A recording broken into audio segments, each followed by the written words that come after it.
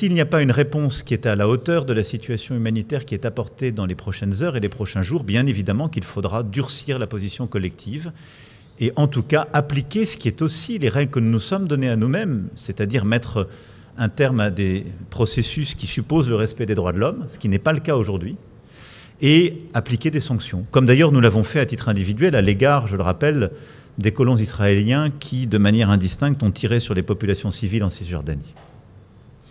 Et donc oui, nous devons durcir notre position parce que c'est aujourd'hui une nécessité, mais j'ai encore l'espoir que le gouvernement d'Israël infléchira la sienne et que nous aurons enfin une réponse humanitaire. Et donc la création d'un État palestinien